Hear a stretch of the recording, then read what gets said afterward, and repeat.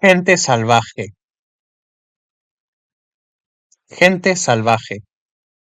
En septiembre de 1731, una formidable niña entró en un pueblo francés para convertirse en uno de los 9 ejemplares de hombre salvaje. Uno de los 9 ejemplares para convertirse en uno de los 9 ejemplares de hombre salvaje clasificados por Linneo como Homo sapiens ferus. Un libro con ese nombre, escrito por Rauber en 1888, describe su primera aparición dramática. Una niña de 9 o 10 años con sed entró en el pueblo de Songi al anochecer. El pueblo está a 4 o 5 leguas de Chalons, en, en Champaña. En Champaña. Llevaba los pies desnudos, el cuerpo cubierto de harapos y pieles de animales. En lugar de sombrero llevaba un trozo de calabaza en la cabeza. Llevaba un garrote en la mano y cuando alguien del pueblo le lanzó un perro, le dio un golpe tan fuerte, le dio un golpe tan fuerte en la cabeza que el animal cayó muerto a sus pies. Cuando finalmente fue capturada y examinada, se descubrió que tenía pulgares extra grandes, lo que ayudó a su es- lo que se atribuyó a su estilo de Tarzán de columpiarse de árbol en árbol.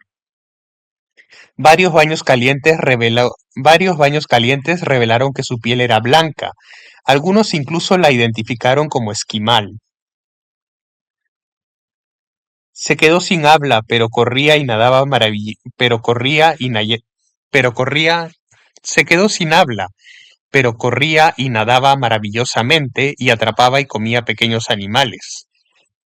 También, pero comía, pero pero se quedó sin habla, pero corría y nadaba maravillosamente y atrapaba y comía pequeños animales, también pescado crudo y apropiadamente para una rana salvaje y apropiadamente para una chica salvaje francesa, también ranas. Una característica extraña del caso fue que hasta su captura había tenido una compañera salvaje, una joven negra que seguía siendo vista en el vecindario pero nunca fue capturada. Se había peleado con esta mujer por un adorno que habían encontrado y le había golpeado la cabeza con su garrote. Más tarde, cuando aprendió a hablar, no pudo dar cuenta de su existencia anterior, aparte de algún vago recuerdo de un gran animal acuático y de haber cruzado el mar 2 veces. Durante un breve periodo de su vida fue acogida por una mujer que le dio algo de ropa. Antes de eso había estado desnuda. El cautiverio dañó la salud y el espíritu de la chica salvaje. La comida que le daban le hacía caer los dientes a menudo, la comida que le daban le hacía caer los dientes, a menudo enfermaba y empeoraba con las hemorragias ordenadas por los médicos para debilitar su naturaleza salvaje. No era ninguna idiota, le enseñaron a hablar y a comportarse como una mujer civilizada de la época y finalmente gratificó a sus benefactores convirtiéndose en monja en un convento de París.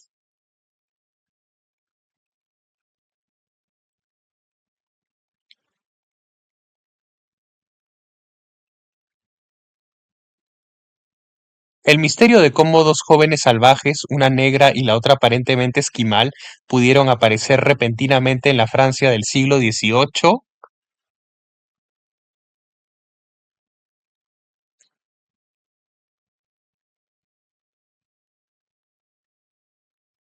nunca ha sido resuelto. Sin embargo, estos no son casos aislados. Se han registrado ejemplos similares de Homo sapiens ferus en todos los siglos y en todas partes del mundo.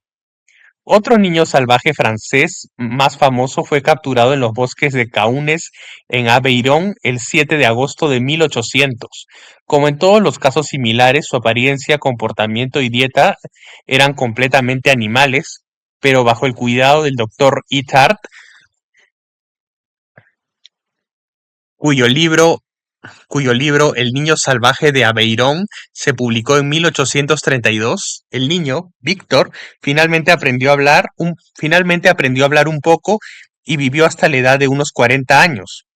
Varias personas eruditas que lo examinaron pensaron que era idiota, siendo su evidencia su percepción anormal y amor por la naturaleza.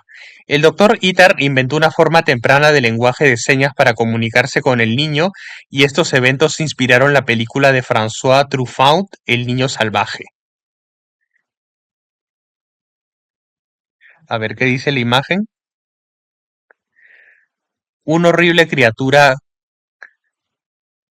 una horrible criatura grosera que durante algún tiempo había estado rondando los bosques cerca de Salisbury, Wiltshire. Wiltshire fue reportada en el Illustrated Police News el 24 de marzo de 1877 por haber secuestrado a la esposa de un granjero y haberla dejado caer solo cuando le dispararon. Luego desapareció.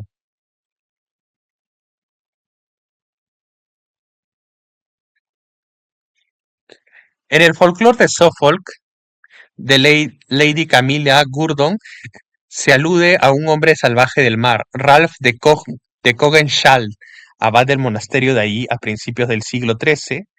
Cuenta una curiosa historia relacionada con Orford.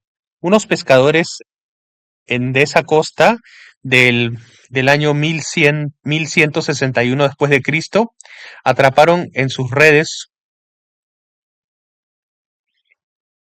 atraparon en sus redes una noche tormentosa, atraparon en sus redes un día tormentoso un monstruo parecido a un hombre en tamaño y forma, calvo pero con una larga barba. Fue llevado, fue llevado ante el gobernador del castillo de Orford, donde permaneció un tiempo alimentándose con carne cruda y pescado. Donde permaneció un tiempo alimentándose con carne cruda y pescado, que apretaba con la mano antes de comer. Los soldados del castillo solían torturar al infeliz monstruo de diversas maneras para hacerlo hablar, y en una ocasión, cuando fue y en una ocasión cuando fue llevado al mar para divertirse, rompió una triple barrera de redes y escapó. Curiosamente, poco después regresó por su propia voluntad a su cautiverio, pero finalmente, cansado de vivir solo, se escabulló al mar y nunca más se supo de él. Una tradición sobre este monstruo, conocido como el hombre salvaje de Orford, aún existe en el pueblo. Quizás su visitante fue un hombre león marino, un hombre foca, un antiguo dios del mar, un finlandés,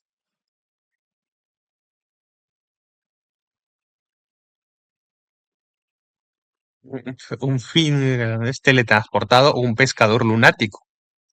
No nos satisfacen estas ni ninguna otra explicación para el fenómeno repetitivo del hombre salvaje, y simpatizamos con Linneo, quien, evitando toda explicación, abordó el problema clasificando al hombre salvaje con un orden aparte, el Homo ferus. A ver, veamos este escudo.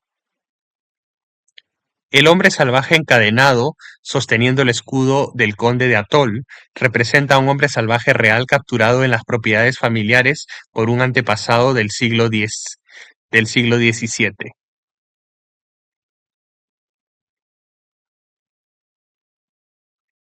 Sin embargo, no parece haber razón para dudar de la autenticidad de este informe. El incidente aún habría sido un recuerdo vivo en la época en que el abad Ralph escribía, y,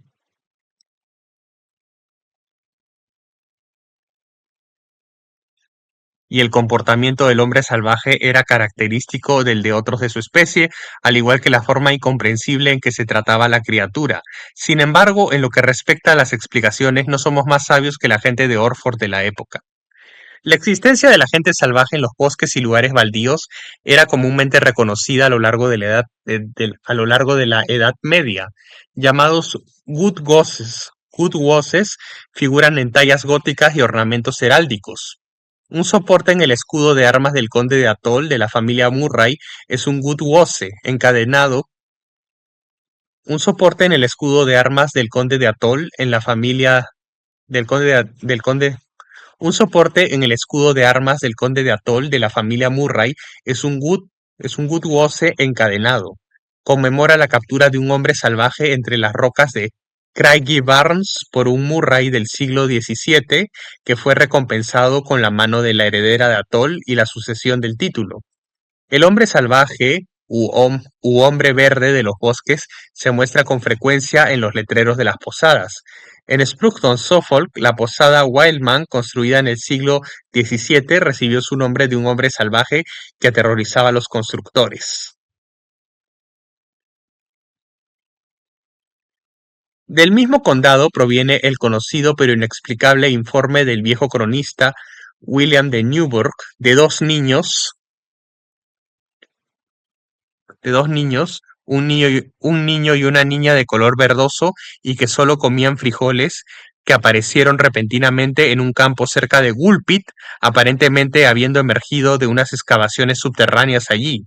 Su historia era que venían de un lugar llamado Saint Martin, habían estado cuidando las ovejas de su padre cuando oyeron un fuerte ruido y lo siguiente que supieron fue que estaban misteriosamente en los campos de Woolpit. A ver, leamos la siguiente. Leamos la imagen. El 22 de julio de 1724, una criatura desnuda de color marrón y pelo negro fue vista en el bosque cerca de Hamelin y posteriormente capturada. La criatura resultó ser un niño salvaje de unos 12 años. Se volvió dócil y fue llamado desde Hannover a la corte del rey Jorge I en Londres. El niño rechazó todos los manjares de la mesa real, comiendo solo carne cruda y verduras. Fue enviado a una familia en una granja en Hertfordshire, donde pasó muchos años vagando por el campo tumbado frente al fuego como una amable mascota del vecindario. Su tutor le hizo un collar de latón con la inscripción Peter el niño salvaje, Granja Broadway, Berkhamsted. Murió a la edad de unos 72 años en 1785 y fue enterrado en North Church, Hertfordshire, donde una placa cuenta su historia. Monbo- Lord Monboddo, Lord Monboddo, el primer evolucionista, visitó a Peter en la granja en 1782 y lo declaró un excelente espécimen de la humanidad intacta. A ver, y acá.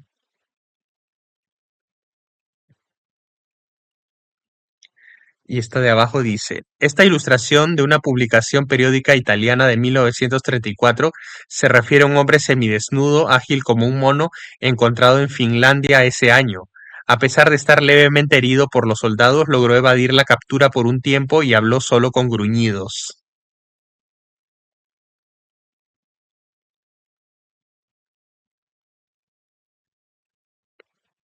En el American Weekly, el 27 de octubre de 1935, hay un relato de un niño salvaje encontrado desnudo en la selva de El Salvador. Tenía unos 5 años, se alimentaba de fruta cruda y pescado y pasaba las noches en los árboles para evitar a los animales depredadores. Charles Ford fue un gran recopilador de los informes sobre hombres salvajes. En, en Law, él cita de New York Times, él cita a New York Times del 19 de enero de 1888 un relato de 5 hombres salvajes y una muchacha salvaje que aparecieron en Connecticut a principios de ese año. Ford afirmó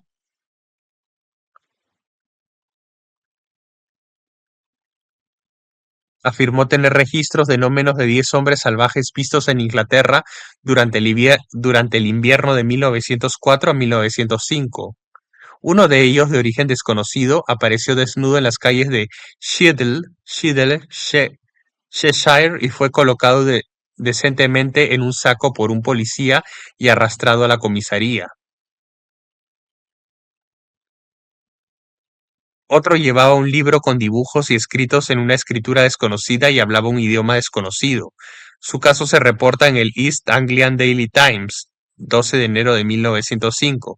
Un informe en el Chatham News, el 10 de enero de 1914, cuenta cómo un hombre fue encontrado corriendo desnudo por el Chatham High Street en un clima gélido. Fue arrastrado, fue, a- fue arrestado, pero como un verdadero Homo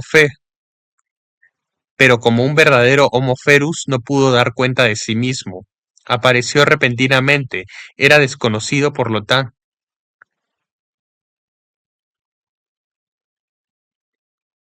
Él apareció repentinamente, era desconocido, por lo tanto fue declarado loco.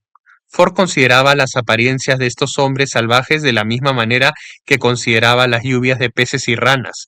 Los hombres salvajes, como los peces que caen, deben provenir de algún lugar, y ambos fenómenos, según sugirió Ford, se debían a la teletransportación. Su idea era que existía una relación como la de un extremo de un tubo con el otro entre los lugares de las personas eh, su idea era que existía una relación como la de un tubo, como la de un extremo de un tubo con el otro entre los lugares donde las personas desaparecen inexplicablemente y los lugares donde los hombres salvajes aparecen repentinamente.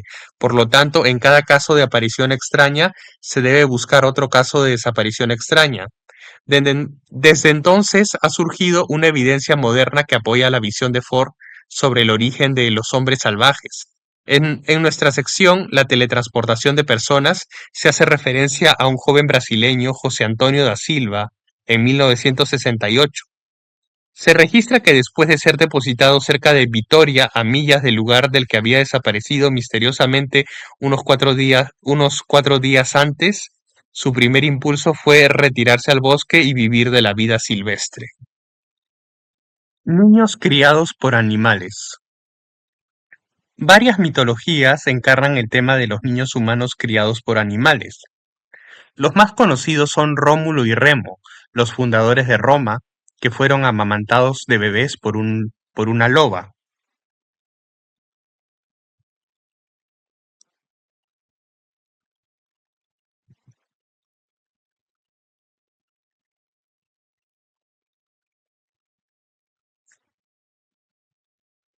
Quienes fueron amamantados cuando eran bebés por una loba. La historia fue generalmente considerada creíble, estando respaldada por numerosos informes de casos similares a lo largo de la historia.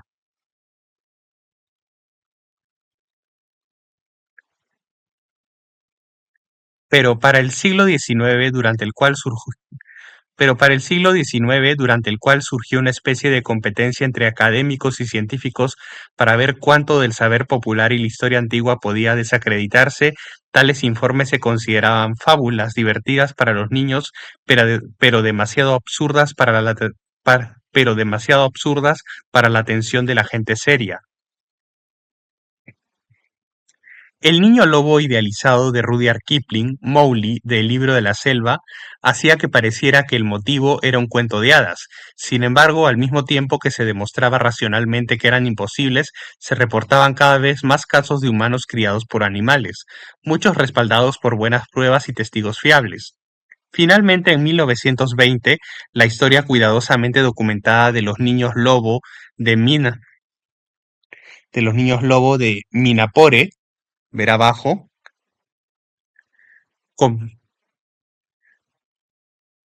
la historia, la historia cuidadosamente documentada de los niños lobo de Midnapore, véase más adelante, convenció a todos, excepto a los voluntariamente escépticos, de que los niños sí podían ser criados por animales salvajes.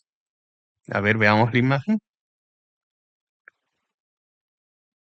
Tisa, el niño mono de Ceilán, en 1973. Hay historias de niños criados por lobos u osos y con menos frecuencia por leopardos, panteras, monos, antílopes, cabras, cerdos, ganado, ovejas y otras criaturas.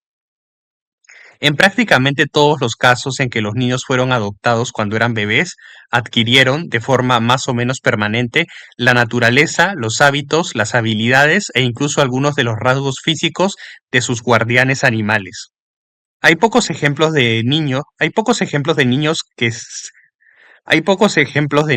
se hayan reconciliado completamente con las costumbres humanas. Hay pocos ejemplos de niños que se hayan reconciliado completamente con las costumbres humanas. La posterior adquisición del habla humana ha resultado difícil en algunos casos e imposible en otros, y los pocos que han logrado hablar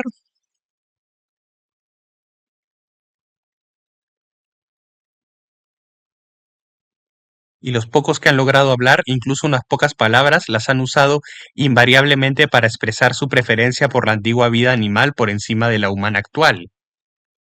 Generalmente se supone que los niños salvajes han sido robados o encontrados abandonados por una madre animal en periodo de lactancia y adoptados por ella, pero sus notables habilidades físicas, su velocidad o fuerza en el caso de los niños antílope u os,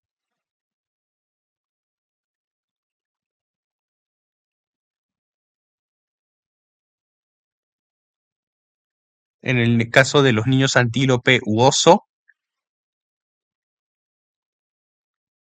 los ojos luminosos y lobunos de, por ejemplo, los niños de Midnapore sugieren otra teoría, incluso para nosotros bastante fantástica, que algunos son realmente hijos de padres animales, pero monstruosidades correspondientes a los monstruos, pero monstruosidades correspondientes a los monstruosos nacimientos conocidos de crías animales de madres humanas,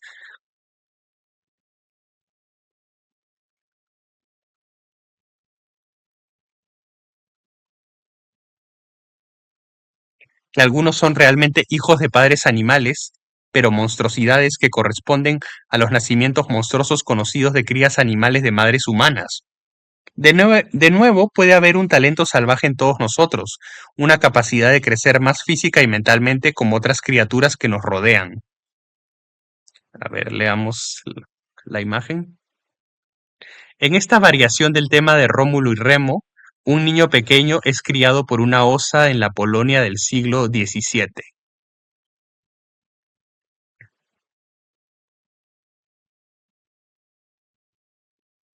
A pesar de la evidencia, o quizás por desconocimiento de la misma, muchos antropólogos todavía no están dispuestos a aceptar el fenómeno de la crianza de humanos por animales.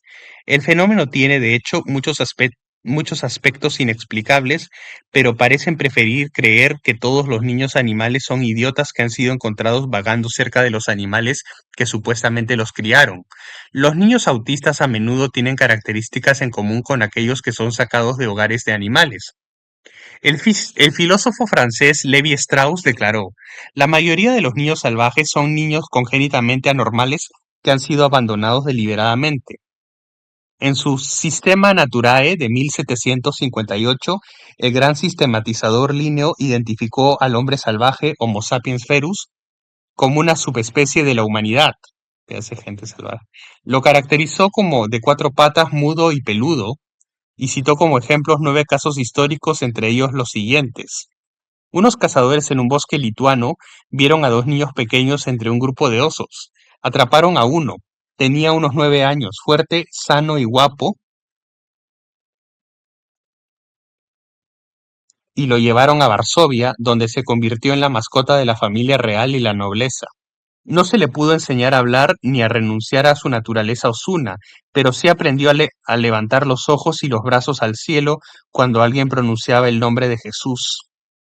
Varias veces escapó al bosque y una vez se le vio intercambiando abrazos cariñosos con un oso salvaje famoso por haber matado a 2 personas. Parece que hubo una oleada de niños oso en Lituania en esa época. Este primer caso fue en 1661 y hay otros 2 registrados en la historia de Polonia del Dr. Connor. Un niño capturado en 1694 fue visto por el propio Connor, quien lo encontró incapaz de hablar o caminar erguido, aunque más tarde adquirió ambas artes de forma imperfecta. Otro cautivo similar había sido inspeccionado por un diplomático holandés en Varsovia algunos años antes.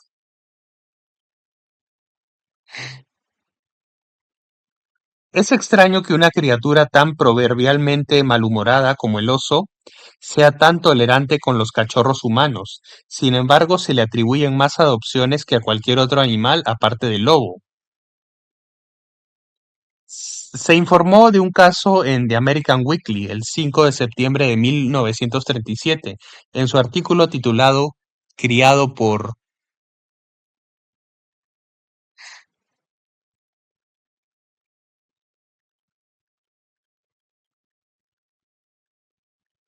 criado por una osa que la robó cuando era bebé. George Marans describió su visita a una niña en un manicomio turco que acababa de pasar 8 años con una familia de osos. Uno de los cazadores de un grupo cerca del monte Olimpo había disparado a una osa y luego fue atacado violentamente por un pequeño y poderoso espíritu del bosque. Finalmente vencido, el espíritu resultó ser una niña humana, aunque completamente parecida a un oso en su voz, hábitos y físico. Cuando el señor Marantz la vio, estaba muy parecida a cuando la capturaron, aunque algo más dócil, y el hambre la había obligado a aceptar comida cocinada. En 1767, cazadores de Fraumar, en la Baja Hungría, perseguían a un gran oso cuando notaron huellas humanas en la nieve en una parte de las montañas donde creían que ningún humano había penetrado antes. Las huellas fueron seguidas hasta la guarida de un oso y ahí se descubrió a una verdadera Ricitos de Oro, una niña de unos 18 años, alta, sana y de piel morena. Su comportamiento era muy tosco y cuando la llevaron a un asilo se negó a comer nada más que carne cruda, raíces y corteza de árboles.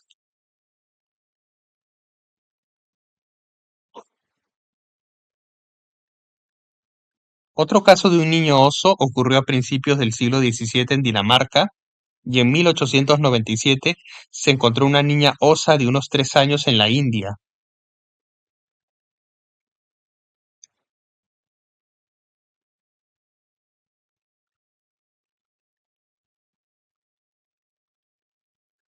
Anselm von Feuerbach, en su libro de 1833 sobre el misterioso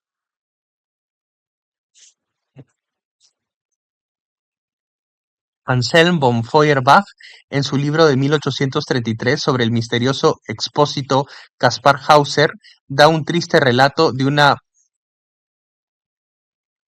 qué?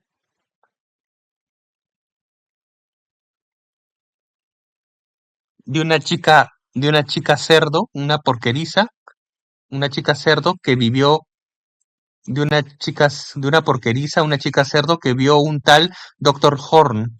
Vio en la enfermería de Salzburgo hace apenas unos años a una muchacha de 22 años, nada fea, que había sido criada en una porqueriza entre cerdos y que había estado sentada ahí durante muchos años con las piernas cruzadas. Una de, s- una de sus piernas estaba bastante torcida, gruñía como un cerdo y sus gestos eran brutalmente indecorosos con un vestido, y sus gestos eran brutalmente indecorosos con un vestido humano. El primer registro contemporáneo de un niño lobo proviene de Hesse, en 1341. El niño, arrebatado de los lobos por cazadores, corría a cuatro patas y saltaba prodigiosamente. Murió al ser obligado a adoptar una dieta civilizada. 3 años más tarde, en el mismo distrito, otro niño lobo fue capturado y educado con éxito, viviendo hasta los 80 años.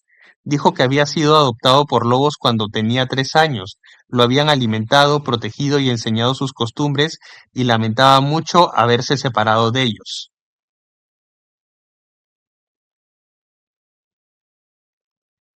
A ver la imagen. Pastores descubren a la bebé Semiramis, sostenida por palomas. Se convirtió en la legendaria fundadora de Babilonia y esposa de Nimrod y finalmente fue adorada como una diosa. Algunos eruditos creen que las primeras representaciones de Semiramis y su hijo formaron el prototipo de la iconografía cristiana de la Virgen María y el Niño Jesús. Esta representación fue pintada por Walcousins. Bueno, continuamos. La mayoría de los niños lobo registrados desde principios del siglo XIX provienen de la India, en la mayoría de los casos de las selvas de Bengala. La mejor documentada de ellas es la historia de los niños de Midnapore, escrita por su descubridor y su posterior tutor, el reverendo J. Singh, Niños Lobo y Hombre Salvaje, de 1942. Singh era un misionero del orfanato de Midnapore que realizaba viajes evangélicos regulares a las tribus aborígenes de su distrito. En una de esas expediciones, en 1920, entró en contacto con los habitantes de una aldea que estaban aterrorizados por dos pequeños fantasmas con ojos llameantes que aparentemente rondaban una guarida de lobos cercana. Llevó a un grupo a investigar y desde un árbol observó a los fantasmas saliendo de la guarida en compañía de los lobos. Al darse cuenta de que eran humanos, Singh ordenó que se excavara la guarida. A los primeros golpes de la pala, dos lobos huyeron a la selva, pero la loba madre se mantuvo firme y atacó a los excavadores. Antes de que Singh pudiera intervenir, uno de los hombres la mató con una flecha.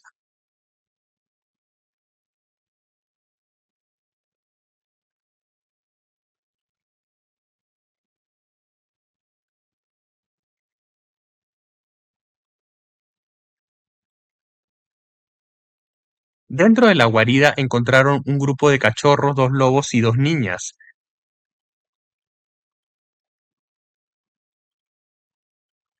Y dos niñas encontraron un grupo de cachorros, dos lobos y dos niñas abrazados. Una niña tenía alrededor de 1 año y medio, la otra unos 8. Los indios vendieron a los cachorros de lobo y arrastraron a las niñas al orfanato. La menor murió al año, sin poder hablar ni caminar erguida, pero la mayor, cuidada con cariño por la señora Singh, sobrevivió a su captura durante 9 años, durante los cuales perdió parte de su naturaleza animal y gradualmente aprendió a ponerse de pie, a comer alimentos civilizados e incluso a decir algunas palabras. De la década de 1970 provienen dos casos de niños gacela. El Sunday Times del 26 de agosto de 1973 describió cómo se dice que un niño gacela sirio descubierto por un príncipe local en una partida de caza era capaz de correr a 80 kilómetros por hora con las gacelas. También tenía una vista magnífica y un oído muy agudo. En otro caso publicado en el Daily Mirror de Londres, el 1 de febrero de 1971, hablaba de un niño descubierto en el Sahara español, no lejos de Río de Oro, que se movía a pasos agigantados, aunque no era tan rápido ni tan elegante como sus compañeros. Jean-Claude Armen, un distinguido antropólogo, informó al Life Institute de Ginebra: "Lo he visto acercarse a las gacelas y lamerles la frente en señal de reconocimiento". Un encantador libro de Armen, Gazelle Boy, se publicó en 1974.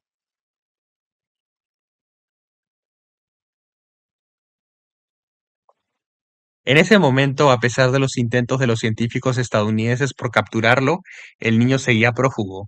Armen poco a poco se hizo amigo de él y pudo observar cómo el niño bailaba y jugaba con las gacelas.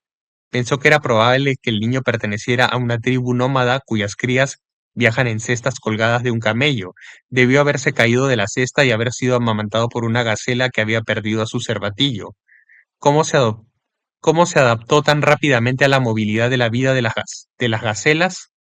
Cómo se adaptó tan rápidamente a la movilidad de la vida de las gacelas es un misterio. A ver, veamos la imagen. En Uganda, en Uganda, John Seibunia juega con monos para un documental de televisión sobre el año que pasó con una tropa de monos a la edad de 4 años.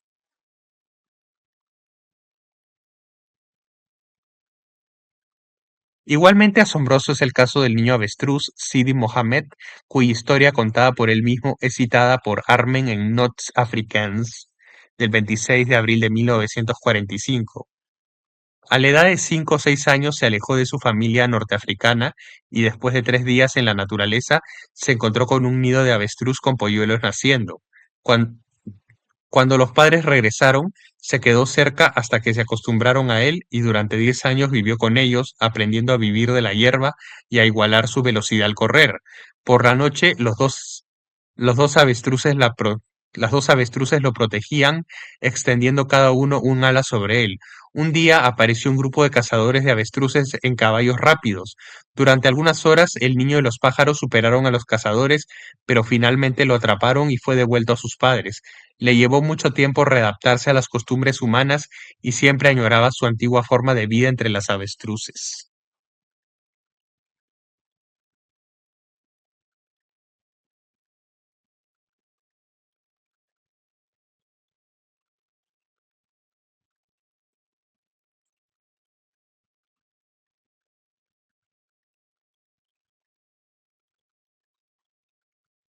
El caso más reciente que despertó la atención mundial fue la historia de John Seibunia, de Uganda, quien afirmó que de niño vivió con una colonia de monos verdes.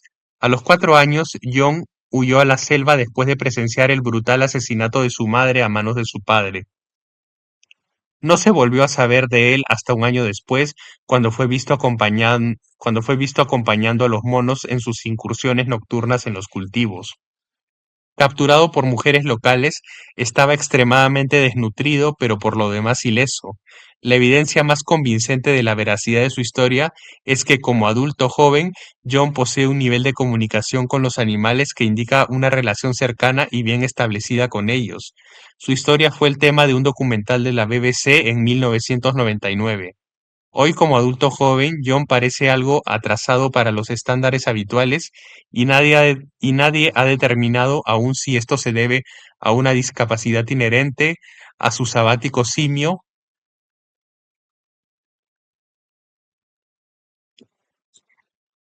o o ambas cosas. Sospechamos que si John hubiera sido más joven cuando se unió a los monos, tal vez nunca se habría readaptado a la sociedad humana tan bien como lo ha hecho. Nos sorprenden las similitudes entre los niños criados por animales y los niños raptados por águilas y recuperados de sus nidos. En ambos casos, en ambos casos, las autoridades se inclinan a decir que realmente no puede suceder, pero la creencia popular, respaldada por anécdotas de todas las épocas y países, insiste en que sí. Esta es el área que nos interesa particularmente en este libro, donde los temas arquetípicos del mundo y la leyenda rompen esa categoría y se fusionan con la realidad física. Aquí es donde la imaginación humana interactúa con la materia para crear el mundo que experimentamos.